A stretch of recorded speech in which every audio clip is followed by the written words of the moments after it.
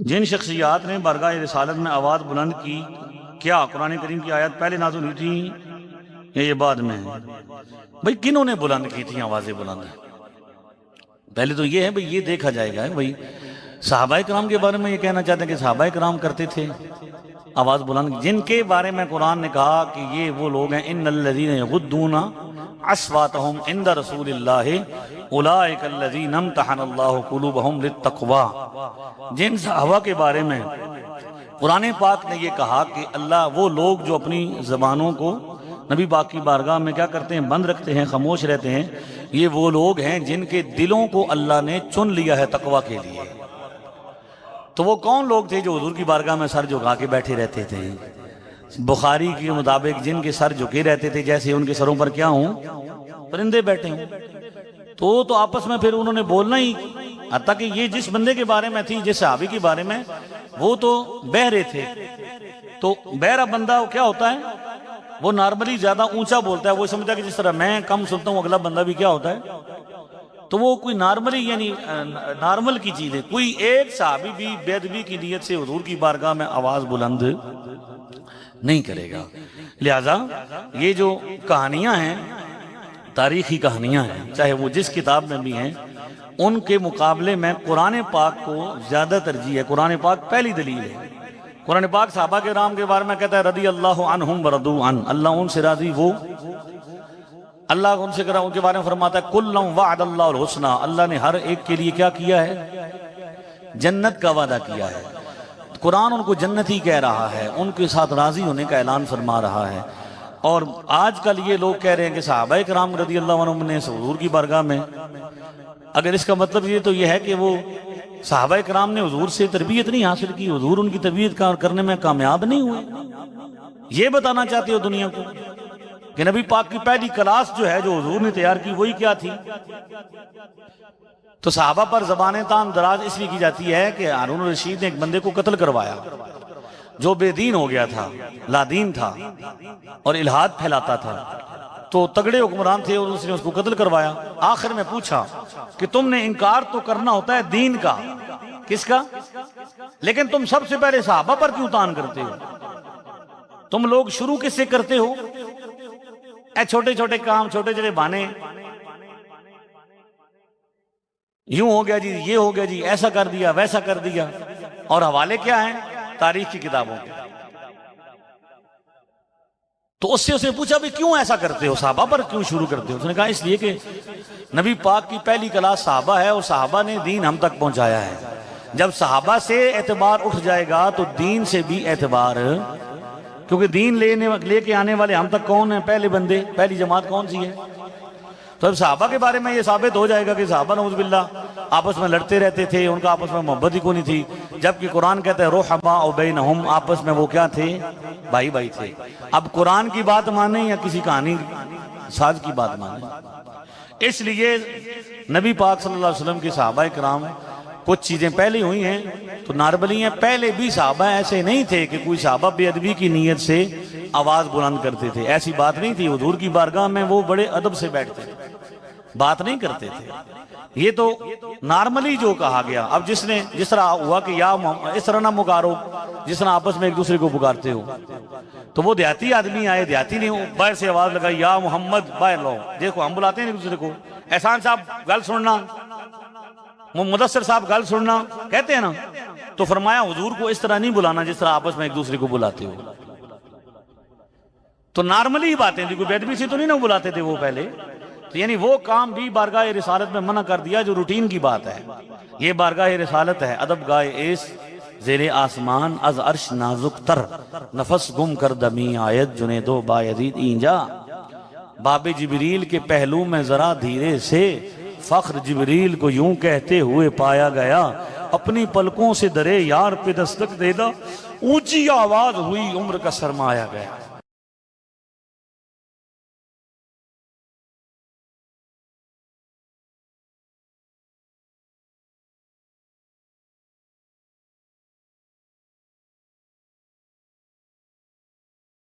شیعہ مجالس میں شرکت صرف اہل سنت کی محفلوں میں شرکت کرنی چاہیے اہل سنت کو، کیونکہ وہ جگہ جہاں پہ صحابہ کرام کی بیدبیاں ہوں، نازیبہ کلمات استعمال ہوں، صحابہ کرام کے بارے میں، پاک بیویوں کے بارے میں اس طرح کی باتیں کی جائیں، تو اس میں شرعاً اجازت نہیں، کہ وہ ایسی جگہ ہے۔ قرآن پاک میں 2 آیات ہیں جن میں اللہ تعالیٰ نے ایسی محافل میں، ایسی مجالس میں بیٹھنے سے کیا کیا ہے؟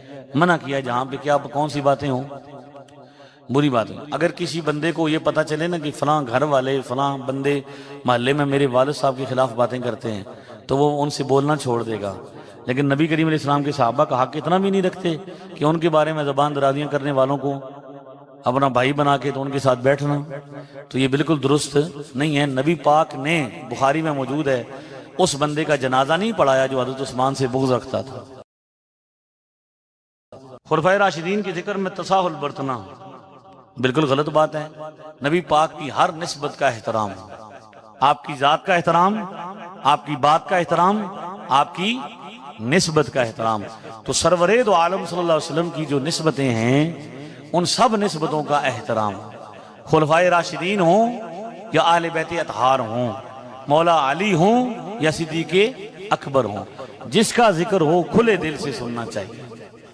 ایک کا ذکر دوسرے کی نفی نہیں، کہ اگر صدیق اکبر کا ذکر ہو رہا ہے تو کوئی بندہ یہ نہ سمجھے کہ حضرت علی کا کیوں نہیں ہو رہا، تو اب مقابلے میں حضرت علی کا ذکر ہو، یا حضرت مولا علی کا ذکر ہو رہا ہے تو کوئی بندہ کیا کرے؟ یہ کہے کہ بھئی حضرت صدیق اکبر کا کیوں نہیں ہو رہا جی، فوراً ہاں بعد میں کوئی بندہ کہے کہ میں اس کو بھی پڑھ دیتا ہوں، لیکن مقابلے نہیں کروانے۔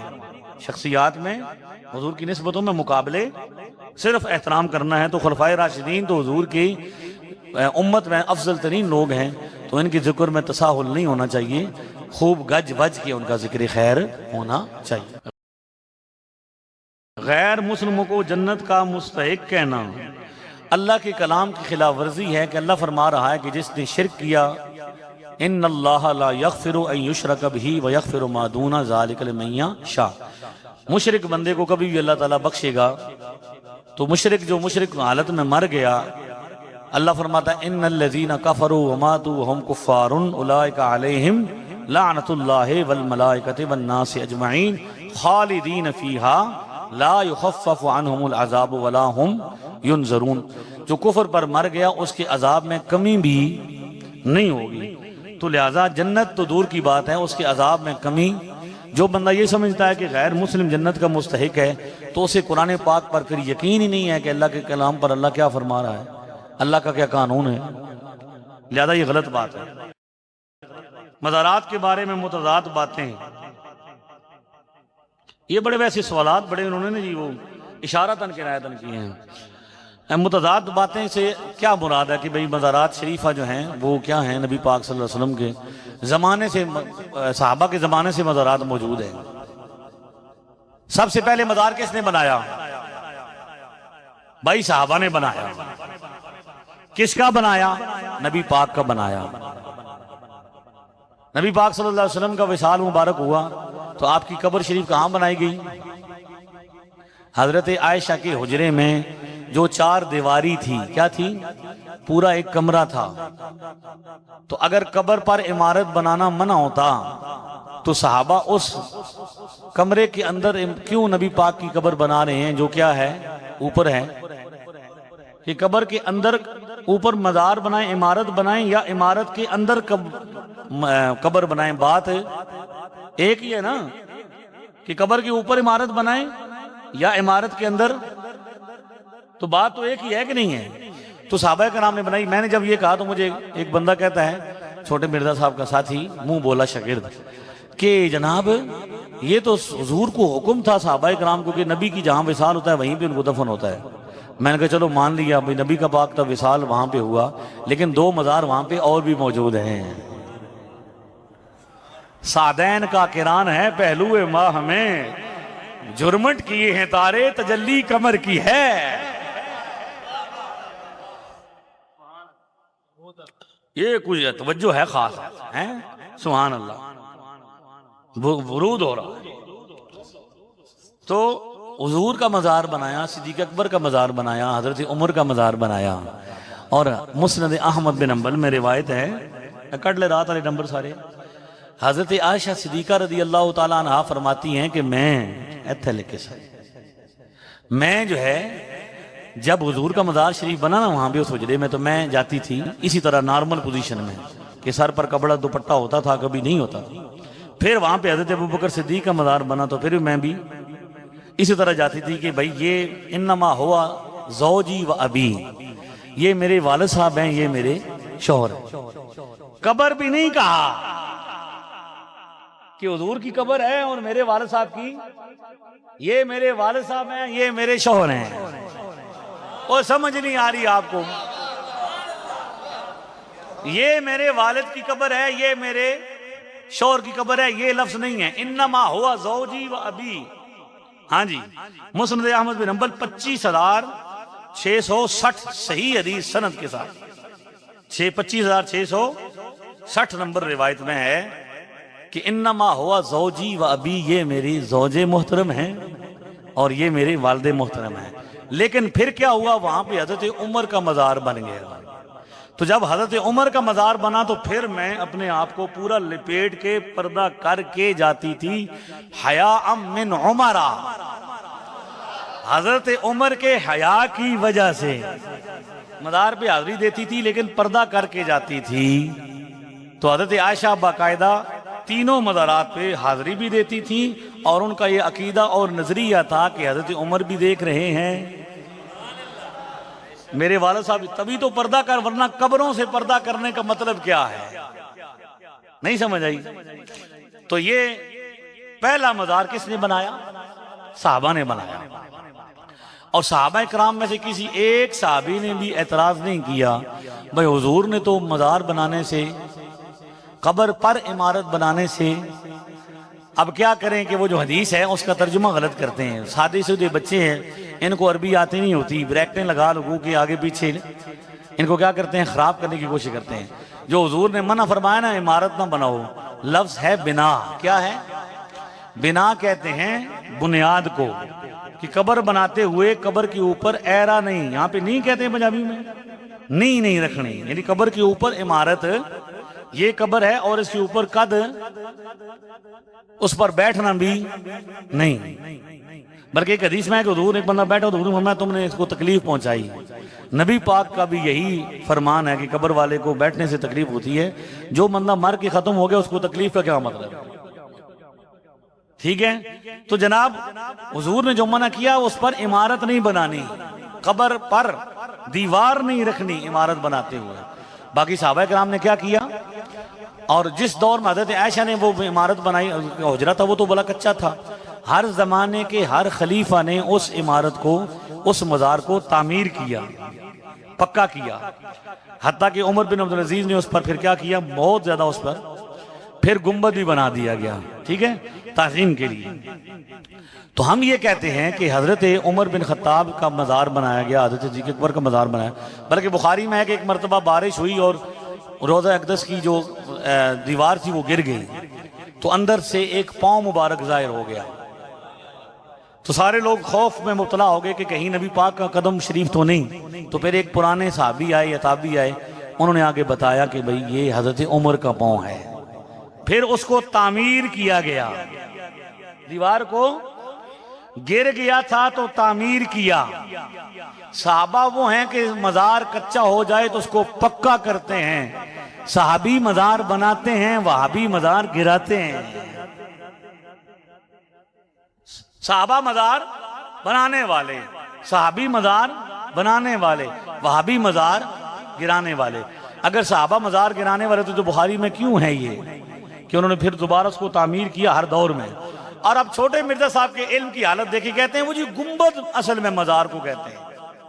ایک بندے کو میں نے کہا بھائی حضور نے حکم دیا کہ قبروں کی زیارت کیا کرو، تو مزارات پہ جانے کا حکم تو حضور نے خود دیا ہے۔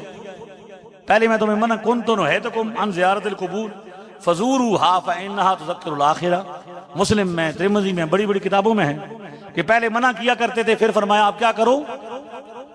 تو میں نے اسے کہا کہ حضور نے تو زیارت کرنے کا حکم دیا۔ وہ کہتا ہے مزار کس کو کہتے ہیں؟ میں نے کہا مزار قبر کو کہتے ہیں، اس کس کو کہتے ہیں؟ جس میں ولی دفن ہو۔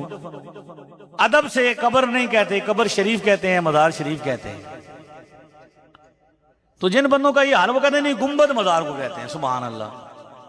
وہ ہماری ایک ویڈیو ہے، ہم نے اس پر جواب ریکارڈ کرایا، تو وہ جب حدیث 1185 نسائی کی گلے پڑ گئی نا، تو اس کے جواب میں کیا کہتے ہیں بھئی، کسی نے پوچھا نا کہ بھئی نبی پاک نے تو نماز میں منع کر دیا رفع یدین، تو کہتے ہیں حضور نے نماز میں رفع یدین نہیں منع کیا بلکہ ہاتھ اٹھانے سے منع کیا۔ رفع یدین کس کو کہتے ہیں؟ علم پہ ڈلدا ہے جی، چھاٹا مار رہا ہے، ہاتھ اٹھانے سے منع کیا۔ تو رفع یدین کس کو کہتے ہیں؟ عربی زبان کا لفظ ہے، رفع یدین کا مطلب ہی ہے دونوں ہاتھوں کو اٹھانا۔ اہل سنت میں ہونے کا دعویٰ اور اچھا جی، منہاج القرآن کا عقیدہ اہل سنت سے پوری طرح مدد آپ کو کبھی نہ رکھتا ہوں۔ اب یہ ہے کہ میرا تو زیادہ اس حوالے سے مطالعہ نہیں ہے، اور دوسری بات یہ ہے کہ میرا ایک خاص عنوان ہے، موضوع ہے، وہ ہے بد مذہبوں کے خلاف گفتگو کرنا، زیادہ میں اس کو زیادہ پڑھتا ہوں۔ اس لیے یہ جو سنی ہیں یا سنی نما ہیں یا سنیوں سے ہٹ رہے ہیں، اس کے لیے دیگر سکالرز ہمارے بہت کام کر رہے ہیں، آپ ان سے زیادہ دیکھ سکتے ہیں کہ بھئی وہ مطابقت کے اندر۔ میری تو نہ کبھی ملاقات ہوئی اس طرح کے کسی بندے سے، نہ میں کبھی کسی کے ساتھ شامل ہوا، نہ اٹھا بیٹھا، اس لیے یہ سمجھتے ہیں کہ بھئی اس طرح کی بے اعتدالیاں کی جاتی ہیں، جو بندہ بھی نکلتا ہے انہی سے نکلتا ہے، تو کیوں نکلتا ہے؟ صحابہ کرام کے جتنے گستاخ نکلے وہ سارے پہلے ان کے ساتھ تھے، تو کیوں ایسا ہوتا ہے کہ یہی لوگ ہی ہر بار؟ تو غور و فکر کرنا چاہیے ایسے لوگوں کو کہ وہ بد مذہبوں کے بارے میں، یعنی سب کے ساتھ ان کا اتحاد ہے، یہودیوں کو بھی مسجد میں بلا لیں، ہندوؤں کو بھی بلا لیں، لیکن سنیوں کے ساتھ اتحاد نہیں ہو سکتا، باقی سب کے ساتھ ہو سکتا ہے۔ تو کچھ تو غور و فکر کرنا چاہیے، احساس کرنا چاہیے کہ اہل سنت و جماعت کو توڑا نہ جائے۔ اہل سنت وہ ہیں جو امام اعظم ابو حنیفہ، حضرت شیخ عبدالحق محدث دہلوی اور اعلیٰ حضرت فاضل بریلوی، تین شخصیات کے نظریات کے پابند ہیں۔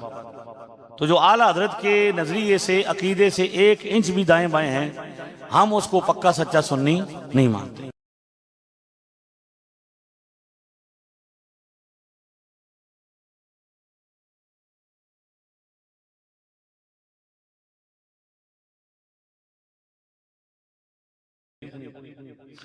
ایک قول کے مطابق داڑھی جو ہے نا، یہ داڑھی ایک مشت، یعنی کچھ لوگ کہتے ہیں کہ مشت سے کم داڑھی سنت ہے، تو مشت سے کم سنت کسی زمانے میں کسی ایک صحابی نے بھی نہیں رکھی۔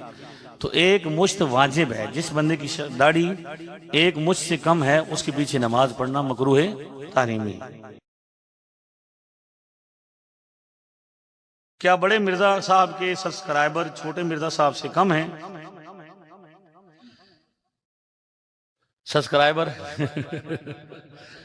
اچھا جی، سبسکرائبر کا تو مجھے نہیں پتا، لیکن جس طرح بڑے مرزے کے کفر پر پوری امت کا اجماع ہو چکا ہے، اسی طرح چھوٹے مرزا صاحب کی بدتمیز ہونے پر، بے ادب ہونے پر، جاہل ہونے پر پوری امت کا اتفاق ہو چکا ہے۔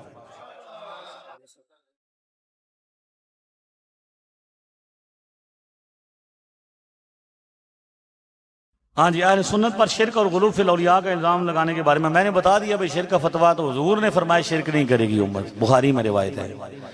اب وہ کہتے ہیں کریں گے، تو اب وہ ان سے پوچھیں کہ وہ امت کو خود بخاری کے اندر ہی ہے کہ خوارج سب سے بدترین مخلوق ہے، وہ مسلمانوں پر شرک کا فتویٰ لگائیں گے، قرآن پڑھیں گے، قرآن ان کے حلق سے نہیں اترے گا۔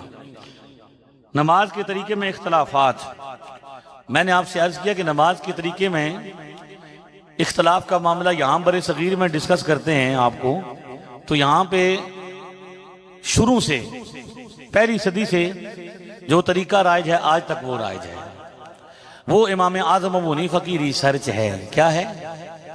امام اعظم ابو حنیفہ کی ریسرچ ہے کہ نبی پاک صلی اللہ علیہ وسلم نے جس طرح نماز پڑھی ہے ہم اس طرح کیا کرتے ہیں، اور امام اعظم ابو حنیفہ کی جتنی بھی روایات ہیں وہ اکثر حضرت عبداللہ ابن مسعود رضی اللہ تعالیٰ عنہ، فقہ حنفی کو ابتدائی دور میں فقہ مسعودی کہا جاتا تھا کہ حضرت عبداللہ ابن مسعود کی فقہ، تو حضرت عبداللہ ابن مسعود ساری زندگی نبی پاک کے ساتھ رہے، وضو کو وضو کراتے رہے، اور یہ جو رفع یدین والی روایتیں ہیں وہ صحابی ایسے ہیں جو سال میں ایک بار آتے تھے، کوئی 20 دن رہتا، کوئی 1 دن رہتا، پھر وہ چلے جاتے۔ لہذا یہ غلو کا الزام لگانا جو ہے یہ درست نہیں ہے۔ الحمدللہ اہل سنت اہل اعتدال ہیں، تو نماز میں کوئی اختلاف نہیں ہے، 4 ائمہ ہیں، تو 4 ائمہ کے اپنے اپنے دلائل ہیں اور ان چالوں کے فالورز ہیں پوری دنیا میں۔ سب سے زیادہ فالور امام ابو حنیفہ کے ہیں۔ چھوٹے مرزا صاحب کی ویڈیو موجود ہے، 70% دنیا میں کس کے فالور ہیں؟ امام اعظم حنیفہ سب سے زیادہ، اور باقی 30% جو ہیں وہ کیا ہیں؟ وہ تینوں اماموں کے ہیں۔ تو چونکہ وہ ایک امام کو مانتے ہیں، ایک ریسرچ کو مانتے ہیں، اور وہ ایماندار لوگ ہیں اور ان کی نیت میں کوئی فرق نہیں ہے، لہذا ان کو فالو کرنے والوں سے بھی ہم الجھتے ہیں، اگرچہ اپنی دلیل کا بیان کرتے ہیں، ان کے مقابلے میں بھی ان کو بھی علمی جواب دیتے ہیں۔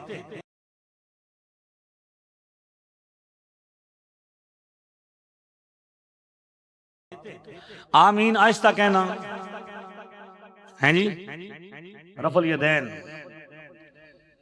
نبی پاک صلی اللہ علیہ وسلم نے حدیث شریف میں موجود ہے، صحابہ کہتے ہیں کہ حضور صلی اللہ علیہ وسلم نے 2 چیزیں ہمیں سکھائی ہیں، ہم نے سیکھی ہیں، 2 سکتے۔ کیا سیکھے ہیں؟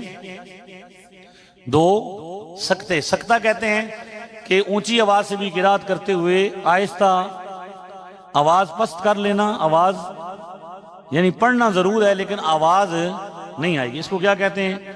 سکتہ کہتے ہیں۔ یہ ابو داؤد شریف میں روایت نمبر ہے 799 799۔ حضرت سمورہ بن جندب کہتے ہیں انہو حافظ عن رسول اللہ صلی اللہ علیہ وسلم سکتتین، ہم نے نبی پاک سے 2 سکتے یاد رکھے، سکتتن اذا کبرا و سکتتن اذا فرغا من قرات غیر المغضوب علیہم وللضالین۔ نبی پاک 2 سکتے فرماتے تھے نماز میں، یعنی آواز اونچی میں بھی آواز کیا کر لیتے تھے؟ آہستہ پڑھتے تھے، لیکن آواز پہلا جب آپ تکبیر کہتے اللہ اکبر کہتے تھے تو اس کے بعد کیا پڑھتے تھے؟ ثنا۔ کیا پڑھتے تھے؟ ثنا پڑھتے تھے۔ تو ثنا اونچی آواز میں پڑھی جاتی ہے، آہستہ پڑھی جاتی ہے۔ اور وَسَقْطَةً اِذَا قَرَأَ غَيْرِ الْمَغْضُوبِ عَلَيْهِمْ وَلَا الضَّالِّينَ اذا فرغ من قرات غیر المغضوب علیہم الضالین، جب نبی پاک غیر المغضوب علیہم الضالین کی قرات ختم ہو جاتی تھی تو پھر آپ کیا کہتے تھے؟ آمین۔ اور وہ کس طرح کہتے تھے؟ جس طرح ثنا پڑھتے تھے، یعنی جتنی آواز سے ثنا پڑھتے تھے اتنی ہی آواز سے آمین بھی کہتے تھے۔ تو اس کا مطلب یہ ہے کہ آمین کیا کرنی چاہیے؟ آہستہ کہنا ہی سنت ہے۔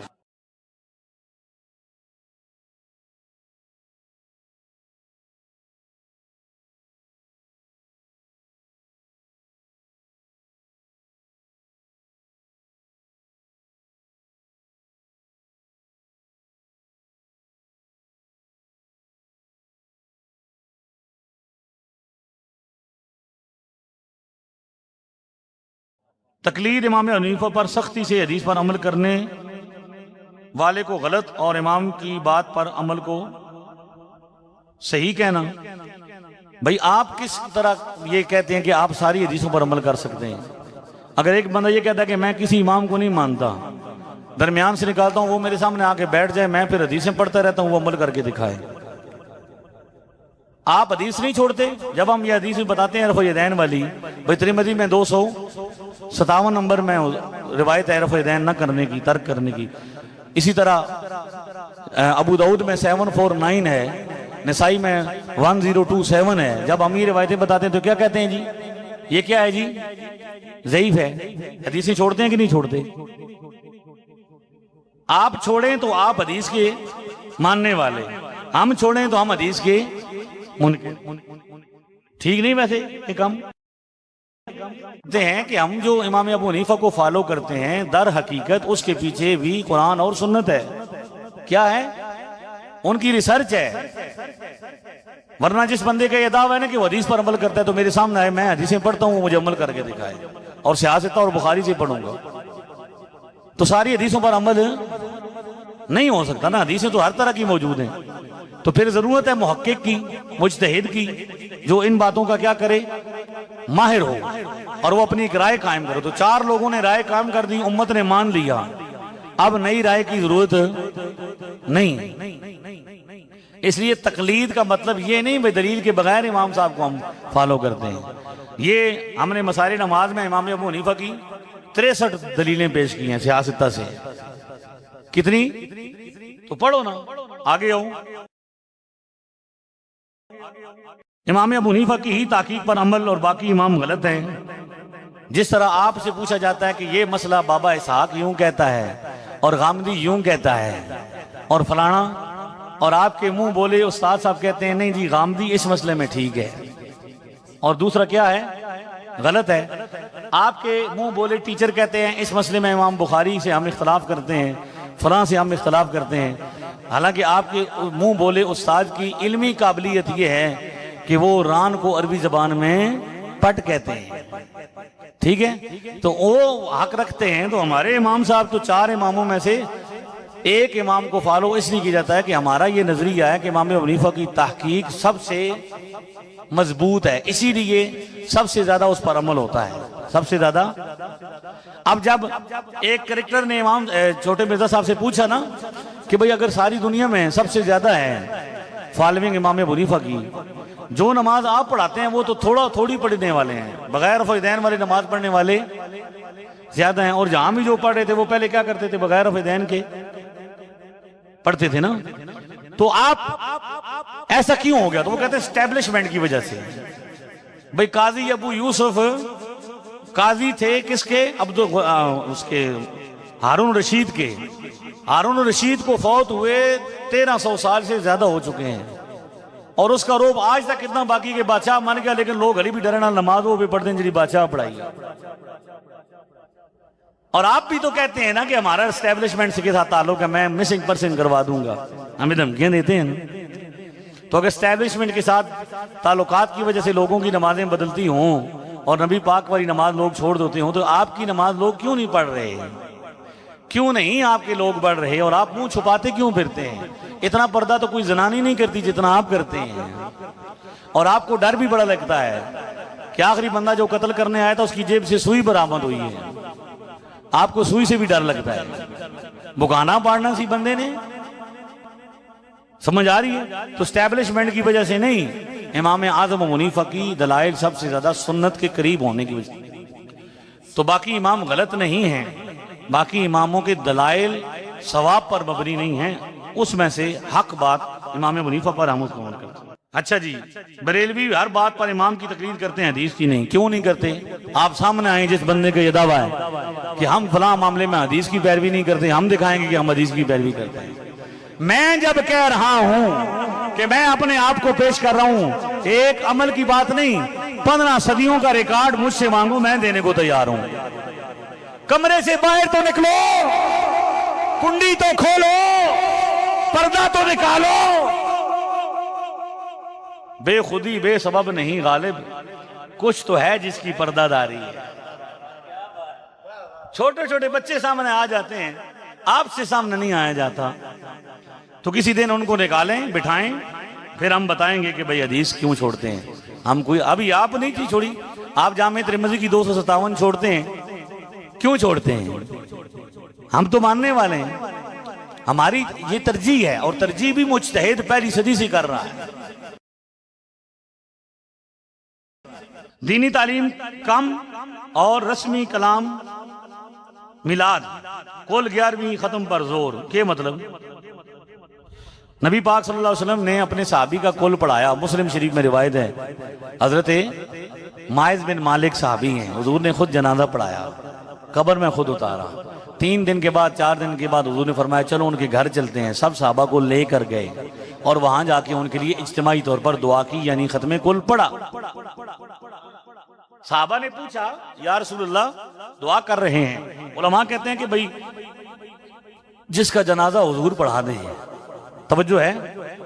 اب یہ گروپ نہ بنو نا یار، گروپ نہ بنو، بعد میں جسے ملنا ہو مل لے، یہاں پہ میری بات سنو، میں عرض کر رہا ہوں، جس کا جنازہ نبی پاک پڑھا دیں دعا کی ضرورت ہے اسے؟ 3 دن کے بعد دعا کیوں کر رہے ہیں؟ حالانکہ حضور جس کے لیے دعا کر دے وہ جنتی۔ اجابت نے جھڑ کر گلے سے لگایا، بڑی ناز سے جب دعائے محمد، ٹھیک ہے؟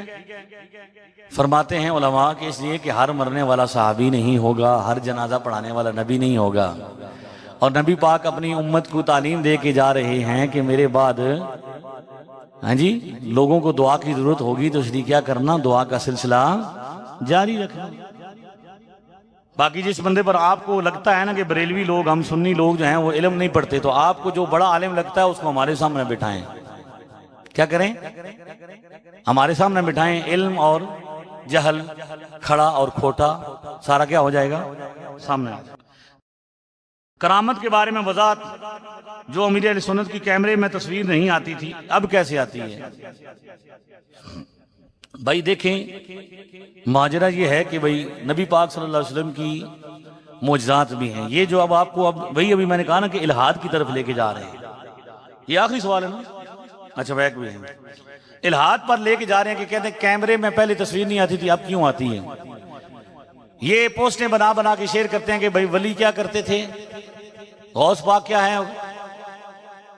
توجہ کرو یار، غوث پاک کیا ہیں بھائی؟ وہ مردے زندہ کیا کرتے تھے لیکن کپڑے دھونے کے لیے کیا رکھا ہوا تھا؟ دھوبی رکھا ہوا تھا. بابے مردہ زندہ کرتے تھے لیکن جب بیمار ہوتے تھے تو حکیم سے دوائی لیتے تھے. یہ الہادی باتیں ہیں. یہی باتیں ملحدین نبی پاک کے بارے میں کرتے ہیں. ساری حدیثوں میں ہے نا کہ نبی پاک صلی اللہ علیہ وسلم نے حضرت قتادہ کی آنکھ ٹھیک کی، کسی صحابی کا بازو کٹ گیا اس کو ٹھیک کر دیا، کسی کی ٹانگ زخمی ہوگی فوراً کیا کر دی. لیکن ملحد کہتا ہے کہ احد کے مقام پر جب نبی پاک کا اپنا دانت مبارک ٹوٹ گیا تو حضور کا وہ نہیں نکل رہا تھا. تو کل یہ بھی کہو گے بدبختو کہ ایک طرف تو نبی پاک ٹانگیں ٹھیک کرتے تھے، دوسروں کی آنکھیں ٹھیک کرتے تھے، اپنا تو دانت زخمی ہو گیا تو اس کا علاج نہیں کر سکے.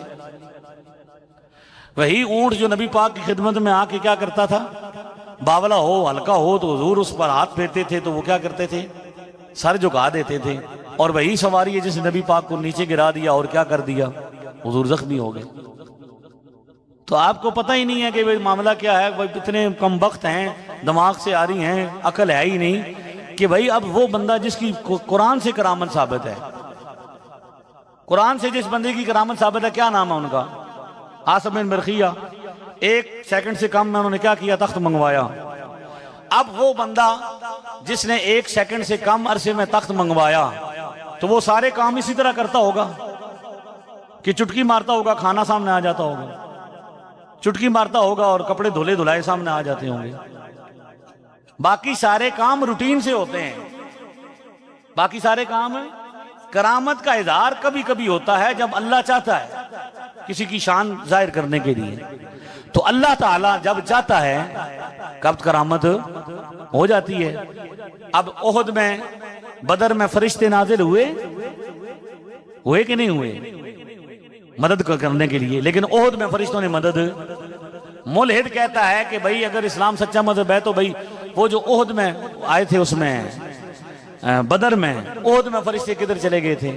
چھوٹے مرزا صاحب اسی کو کاپی پیسٹ کرتے ہوئے کہتے ہیں 65 میں بابے آئے تھے، 71 میں کیوں نہیں آئے؟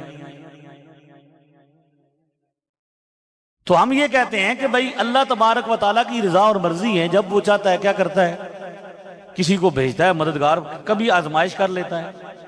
نبی پاک صلی اللہ علیہ وسلم نے کتنی کرامتیں دکھائیں، کتنے معجزات دکھائے ہیں.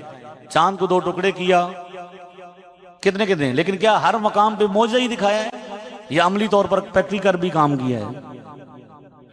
زخمی بھی ہوئے ہیں، جنگیں بھی لڑی ہیں اور پیٹ پر پتھر بھی باندھے ہیں. اشارہ کرتے تو کیا ہو جاتا. کربلا میں جناب مینے مارتے ہیں یہ لوگ بھی. کربلا میں اگر امام حسین مددگار تھے، مولا علی تھے تو مدد کیوں نہیں کی؟ تو چلو تم کہتے ہو بھی مولا علی مددگار نہیں تھے، اللہ تو مددگار ہے، اللہ نے کیوں نہیں کی؟ تو جواب یہی ہے نا کہ بھئی اللہ جب چاہتا ہے مدد کر دیتا ہے، کبھی آزما بھی لیتا ہے. حضرت عیسیٰ علیہ السلام، مولانا روم کہتے ہیں عیسیٰ علیہ السلام کے پاس شیطان آیا اور اس نے کہا کہ آپ کا یہ یقین ہے کہ جب تقدیر آئے گی تبھی کیا ہوگا، موت آ جائے گی؟ فرمایا بالکل، جب لکھ گئی تبھی آئے گی. تو اس نے کہا کہ یہاں سے چھلانگ لگائیں، اگر موت لکھ ہوئی تو مر جائیں گے، نہیں تو نہیں مریں گے.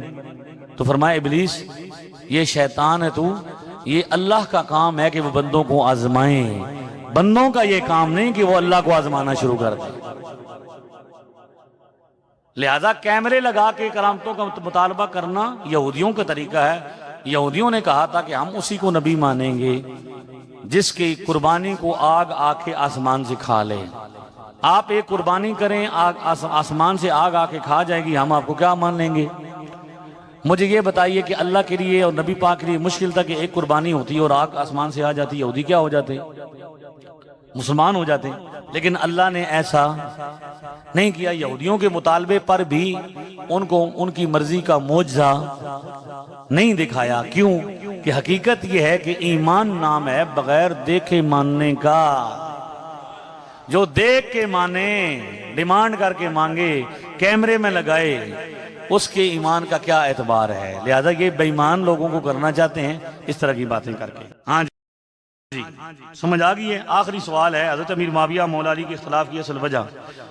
بھائی جی، اختلاف کی اصل وجہ یہی تھی کہ بھئی حضرت امیر معاویہ رضی اللہ تعالیٰ عنہ یہ چاہتے تھے کہ حضرت عثمان غنی رضی اللہ تعالیٰ عنہ کی قصاص فوراً لیا جائے۔ مولا علی کا یہ فیصلہ تھا کہ ابھی حالات خراب ہیں، پہلے مسلمانوں کی اجتماعیت کی ضرورت۔ اس وقت بھی کیونکہ بہت سارے چھوٹے مرزے موجود تھے جو امت کو توڑ رہے تھے، فتنہ گر کر رہے تھے، مسلمانوں کو لڑا رہے تھے، تو اس لیے حضرت مولا علی چاہتے تھے کہ پہلے ان سے کیا کریں، ہم نبڑ لیں، بعد میں کریں گے۔ لیکن حضرت امیر معاویہ نے کہا نہیں، جلدی کی جائے، تو اس وجہ سے پھر انہوں نے ان کے درمیان جنگ ہوئی۔ اہل سنت کا موقف یہ ہے کہ اس معاملے میں حضرت مولا علی رضی اللہ تعالیٰ عنہ کا موقف درست ہے، لیکن چونکہ حضرت امیر معاویہ بھی صحابی ہیں اس لیے ان کے درمیان کے انٹرنل معاملات میں ہم زبان درازی نہیں کرتے، ہم ان کو کیا کرتے ہیں۔ جب مولا علی نے ان کے جنازے بھی اکٹھے پڑھے، نمازیں بھی اکٹھے پڑھی، اور ان کا کوئی بھی جب وہ جنگ ختم ہو گئی تو ان کی مال غنیمت نہیں دیا، ان کے ساتھ باغیوں والا سلوک نہیں کیا، ان کی عورتوں کو لونڈیاں نہیں بنایا، بلکہ کہا کہ یہ بھی مسلمان ہیں اور ہم بھی کیا ہیں، مسلمان ہیں۔ اور سب سے بڑی دلیل بخاری شریف میں خود نبی پاک نے حضرت امام حسن کو گود میں بٹھا کے یہ کہا کہ یہ میرا بیٹا سید ہے، اللہ تعالیٰ اس کے ذریعے دو مسلمان عظیم گروہوں کے درمیان صلح کرائے گا۔ تو نبی پاک دونوں گروہوں کو کیا کہہ رہے ہیں؟ مسلمان بھی کہہ رہے ہیں بین فئتین عظیمتین من المسلمین، یہ دونوں گروہ مسلمان بھی ہیں اور عظیم بھی ہیں۔ لہذا وقتی طور پر کسی معاملے میں دو بندوں کا اختلاف ہو جائے تو اس میں کوئی بے ایمانی والی یا کوئی کفر اسلام کی، حق باطل کی جنگیں نہیں کہی جاتی، بلکہ اس معاملے میں کیا کیا جاتا ہے؟ زبان کیا کی جاتی ہے؟ بند رکھی جاتی ہے۔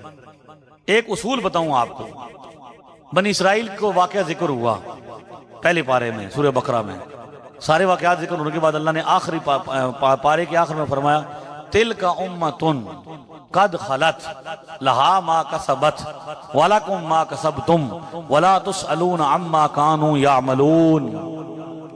یہ ایک امت تھی جو گزر گئی، ان کا عمل ان کے ساتھ ہے، اور تم سے ان کے عمل کے بارے میں نہیں پوچھا جائے گا، ان سے ان کے عمل میں پوچھا جائے گا، لہذا تم اپنی فکر کرو۔ یہ سازش ہے کہ مسلمانوں کو یہ ماضی سے نکلنے نہیں دیتے۔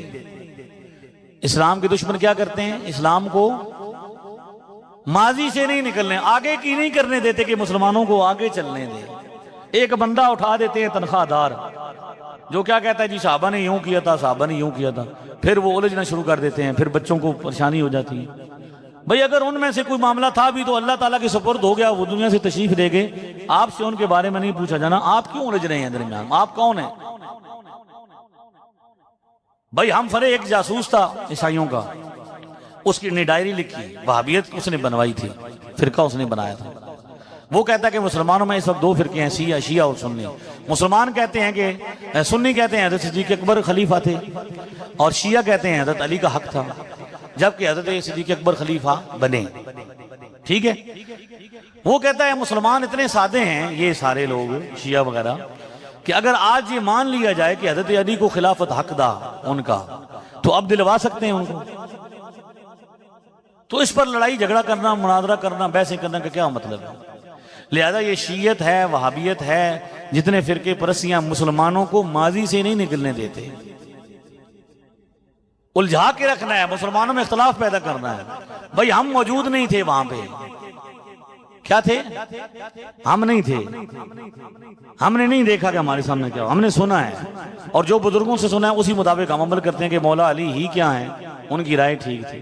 لیکن اگر کوئی حضرت امیر معاویہ نے اس کو نہیں مانا، ان کے ساتھ اختلاف کیا، تو ان کا اختلاف حق تھا، مجتہد تھے، تو ان کو اس پر اجر بھی ملے گا۔ حدیث پاک میں ہے کہ مجتہد جب اجتہاد کرتا ہے تو اس کو اجر ملتا ہے۔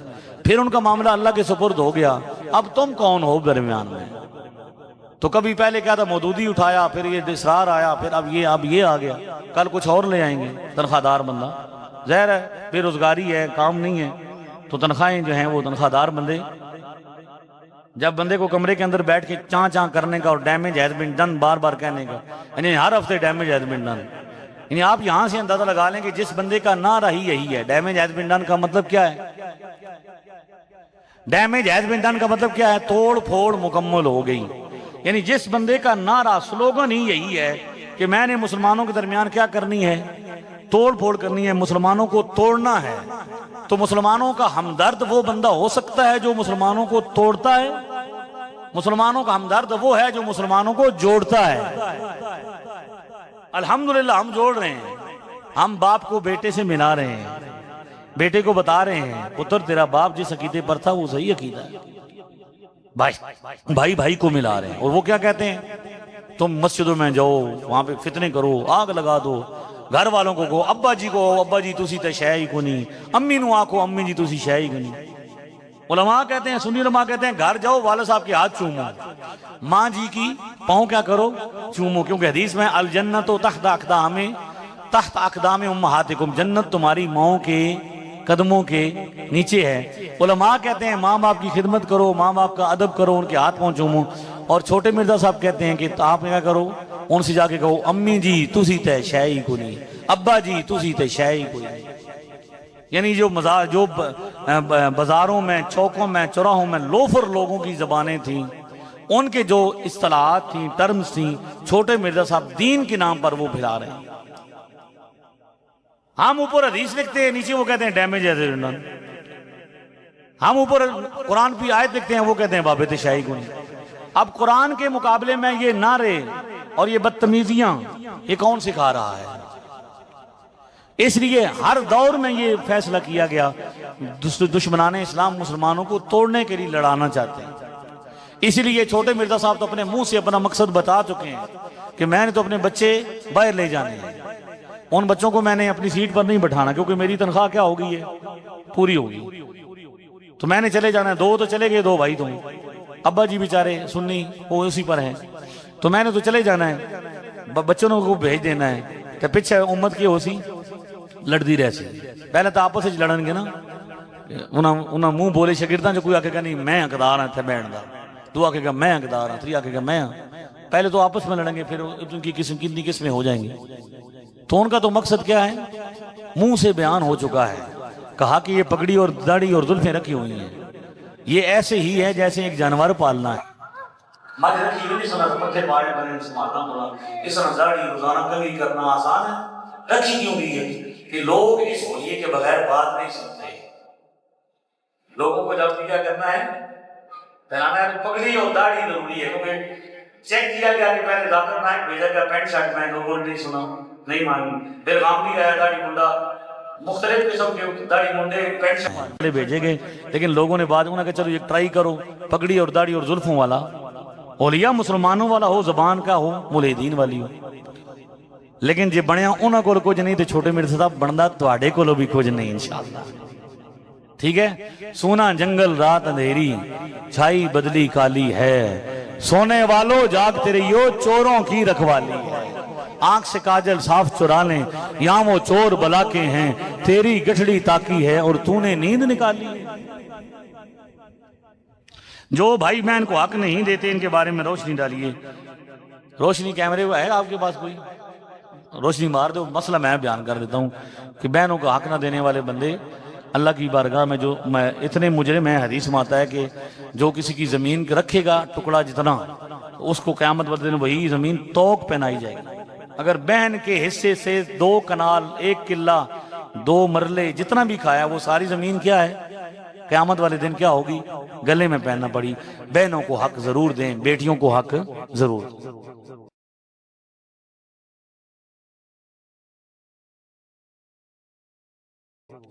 تکبیر میں جو لوگ ایک ایک بار لفظ ادا کرتے ہیں ہمیں ان کے بارے میں کیا حکم ہے؟ جیسے ہم تکبیر کہتے ہیں اللہ اکبر اللہ اکبر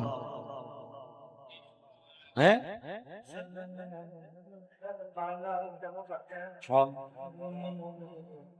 ہاں نہیں وہ تو ڈبل والی جامع ترمذی میں روایت موجود ہے. اور کہ حضور صلی اللہ علیہ وسلم کے حکم سے کان آذان رسول اللہ، حضور کے زمانے میں حضور کے حکم سے آذان اور اقامت مسنا مسنا فی الاذان والاقامہ، آذان بھی ڈبل اور اقامت بھی ڈبل ہوتی تھی۔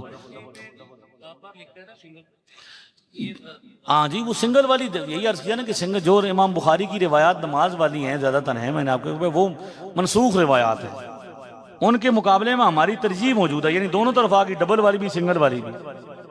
تو اب دیکھا یہ جائے گا کہ بھئی جس روایت پر زیادہ سنت کے قریب ہے، یعنی صحابہ کا عمل زیادہ کس پر ہے، تو امام ابو حنیفہ کی تحقیق اور ریسرچ یہ ہے کہ ڈبل والی پر صحابہ کرام کا عمل زیادہ ہے، لہذا انہوں نے اس روایت کو ترجیح دی ہے جو کیا ہے، ڈبل والی۔